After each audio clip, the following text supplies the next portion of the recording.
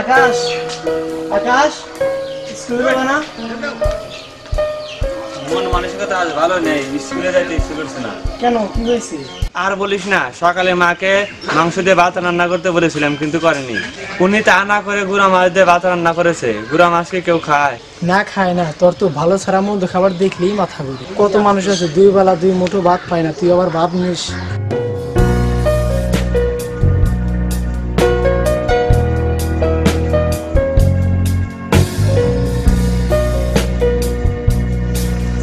তোকে বলেই ভুল হয়েছে, চল তাড়াতাড়ি স্কুলে যাই। এই যে ভাই, কোনে যাবো না? স্কুলে যাও নাকি? হ্যাঁ ভাই, স্কুলে যাই। আমি যাবো তোমাদের সাথে। তুই যা কি করবি? তোর হাত নাই পা নাই, তুই কি লিখতে পারবি পড়তে পারবি? আমি পারি বা না পারি, আমার পড়াশোনা করা খুব ইচ্ছে। না, আমরা তাকে নেব না। তুই চল। রে, তুই ওকে সাথে করে নিয়ে আসলি না কেন? ওকে সাথে নেই আর বিপদে পড়ি। ওর হাত নাই পা নাই, ও বলে লেখাপড়া করবো। তোর মধ্যে মানবিক বোধ বলতে কিছু নেই। সব বাদ দে, চল স্কুলে যাই। মনের ভিতরে খুব খারাপ লাগতেছে, খালি প্রতিবন্ধী হয়েছিল এটার কথা মনে করছে। আমারও খুব খারাপ লাগতেছে। যখন তুই ওর সাথে খারাপ ব্যবহার করবি, মনে রাখবি ওরাও আমাদের মতো মানুষ। হ্যাঁ, ভুল হয়েছে, চল যাই।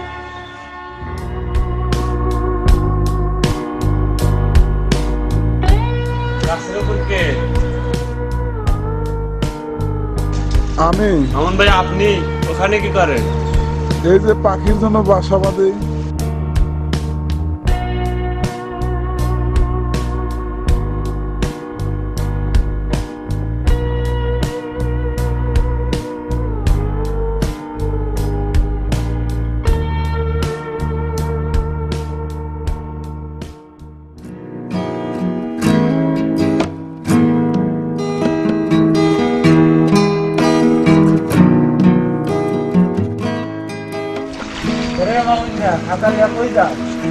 আরে কোয়েন না চাচা, ওই দিন যে পাখির খাঁচা বাঁধছিলাম, ওটা দড়ি ছিঁড়ে পড়ে গেছে।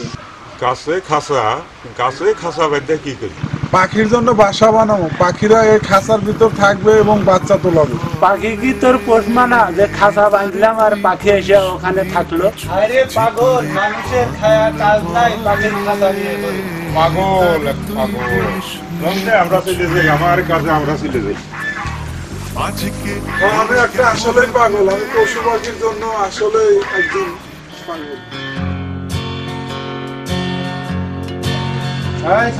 দাঁড়া কই যাস? ময় মুরব্বী দেয়া সালাম টালাম দেস না। ওয়ালাইকুম আসসালাম। কই যাস? চলিস না তুই? ওই যে গাছতলা যাবো মামুন ভাইয়ের কাছে। কাঁদাবি গাছতলায় কাঁদাবি? গাছে পাখির খাঁচা বানাবো। তোর আর মানুষ হইলি? চল, আমরাও যাবো।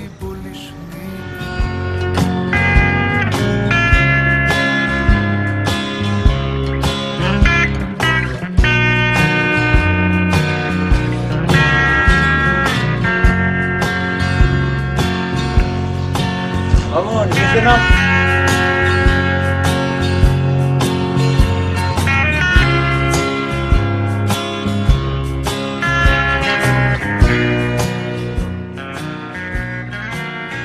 কি হয়েছে?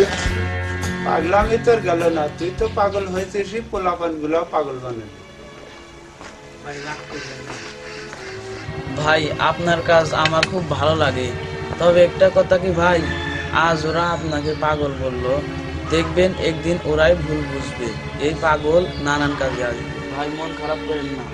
আরে না, আমার মন খারাপ করে না। আমি এসব কাজ ভালো লাগে এবং পশু পাখি এবং মানুষকে যেরকম ভালোবাসি, পশু পাখি সহ সবাইকে এরকম ভালোবাসি।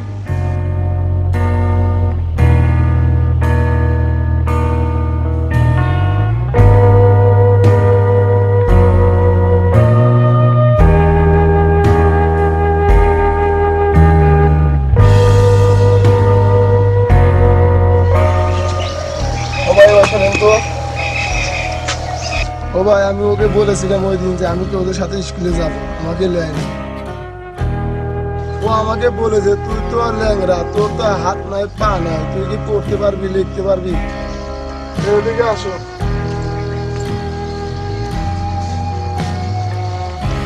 ওর সাথে এমন করো না।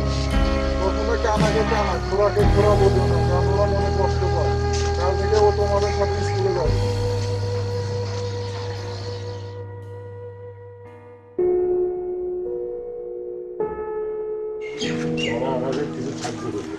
তোমাকে কি সাহায্য করব?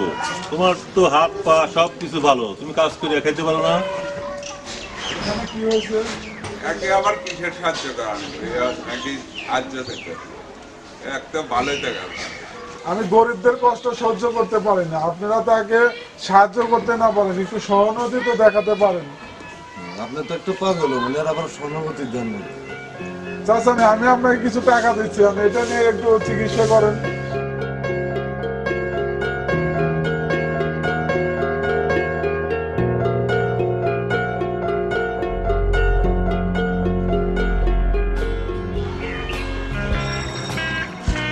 ভাই মামুন বিশ্বাসকে চেনেন আপনারা?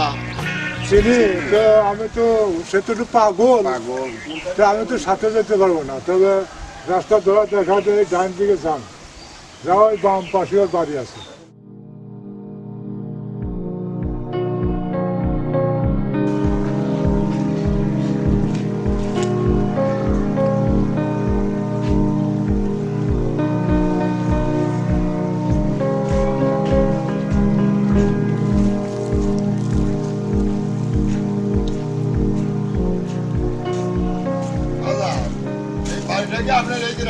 হ্যাঁ চাচা, এই গ্রামে। মামুনকে তুমি চিনো বাবা?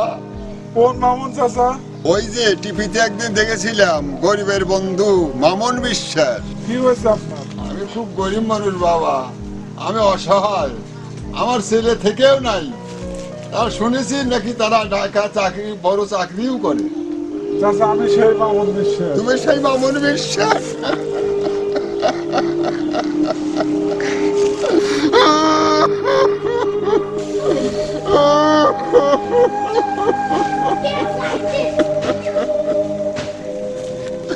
অনেকদিন ধরে তোমার নাম শুনছি বাবা, আমি খুব গরিব মানুষ বাবা, মনে মনে ভাবলাম যে উপর আল্লাহ যদি বাবার দিন সাক্ষাৎ পাওয়ায় আমার মনের কষ্টের কথাগুলো বলবো।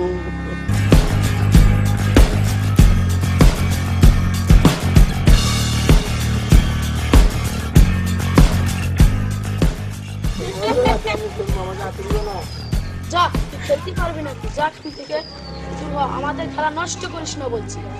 যা, চলে যা এখান থেকে, দূর হ।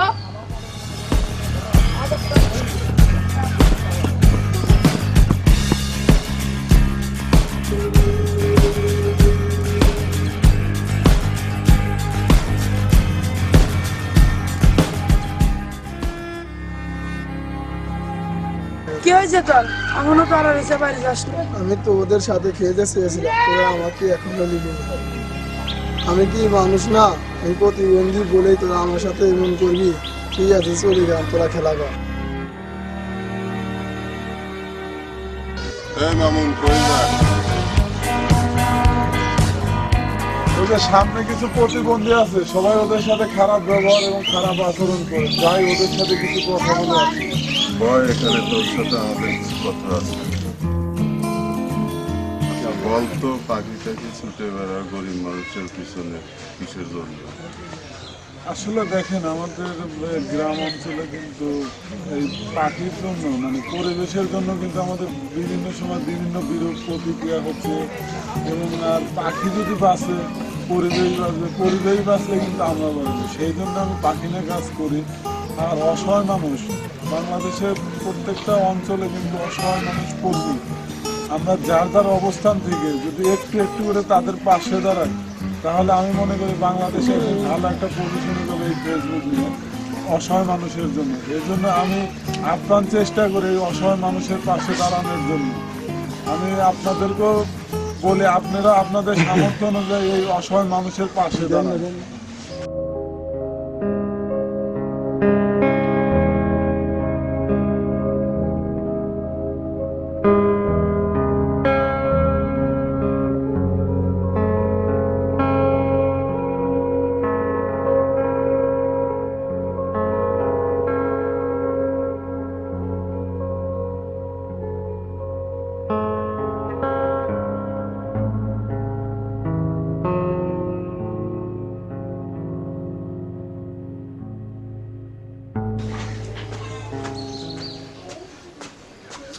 মামুন ভাই বাড়িতে আছেন?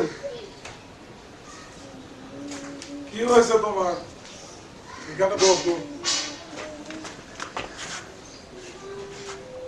ভাই মানুষ আমাকে অবহেলা করে, তাতে আমি কিছু মনে করি না। সেদিন স্কুলে আমি যেতে চেয়েছিলাম, ওরা আমাকে নেয়নি।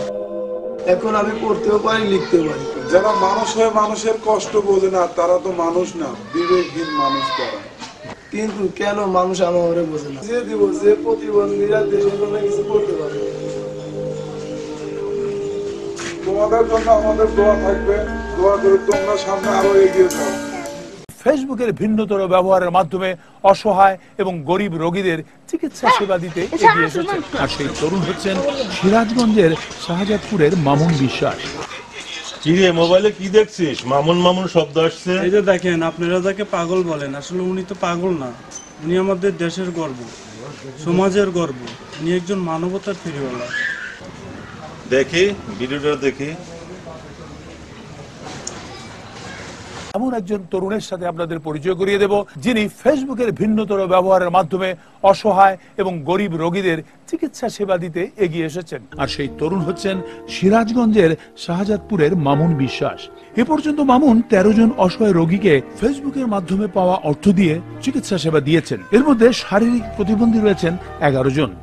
এছাড়াও হৃদরোগে আক্রান্ত একজন শিশুর চিকিৎসা করিয়েছেন এবং একজন ব্লাড ক্যান্সারের রোগীর চিকিৎসাও চালিয়ে যাচ্ছেন তিনি এই ফেসবুকে পাওয়া অর্থ দিয়ে।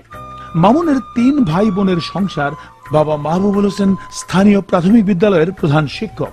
মামুনের এই কাজে প্রথম সহযোগিতা করতে এগিয়ে আসেন শাহজাদপুর উপজেলা নির্বাহী অফিসার শামীম আহমেদ এবং সহকারী কমিশনার ভূমি জনাব আরিফুজ্জামান। পাশাপাশি পরিবারের সবার অনুপ্রেরণায় মামুন উৎসাহ পান এবং তার এই মহৎ কাজ চালিয়ে যেতে থাকেন।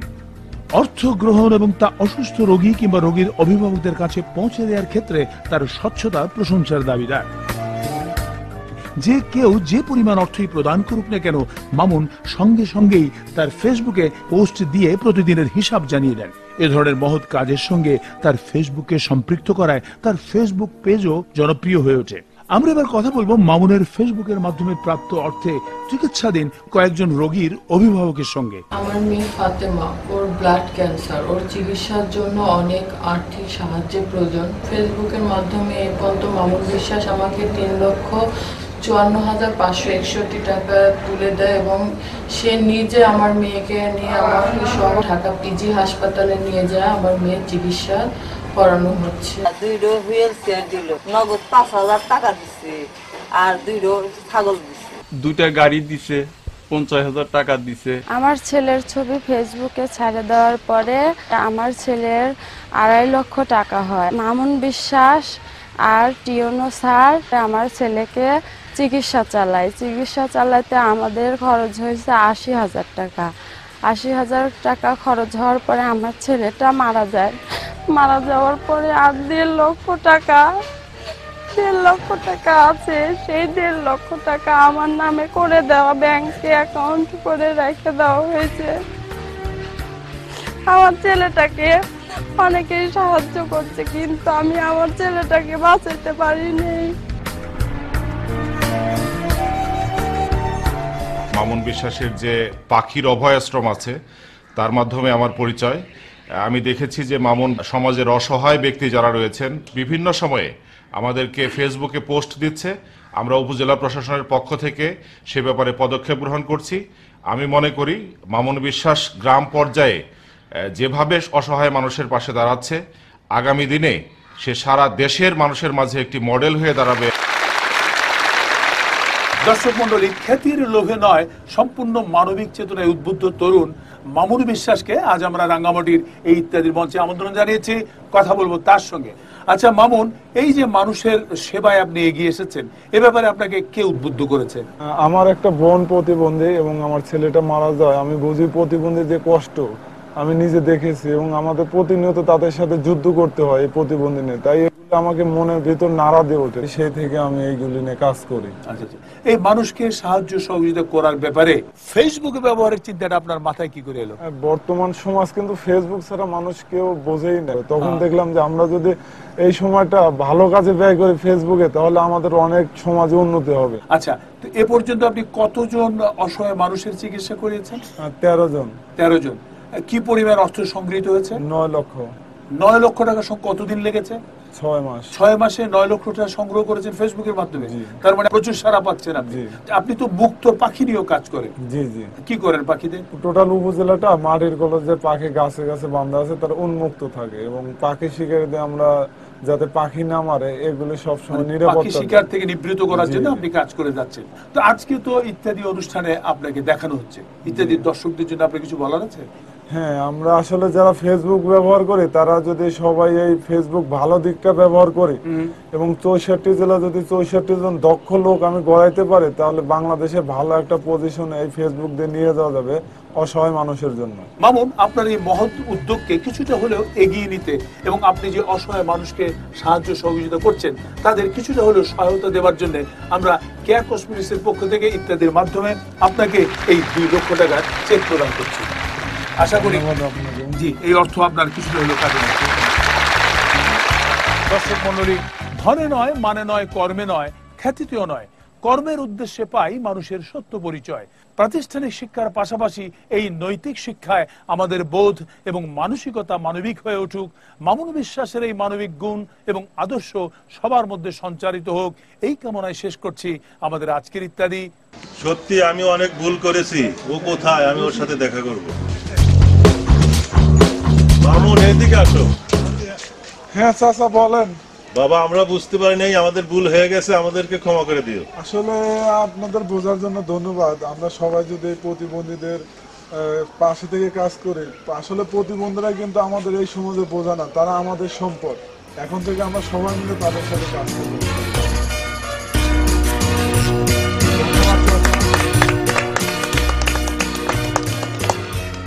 থেকে আমরা সবাই শপথ নেই এই অসহায় মানুষদের পাশে আমরা যে যার যার অবস্থান থেকে তাদের পাশে থাকব এবং পরিবেশ নিয়ে কাজ করুন। কারণ আসলে পরিবেশ যদি আমাদের না বাঁচে, আমাদের কিন্তু প্রত্যেকটা সেক্টরে এটার একটা ইফেক্ট পড়ে। এর জন্য পরিবেশ নিয়েও পাশাপাশি কাজ করুন।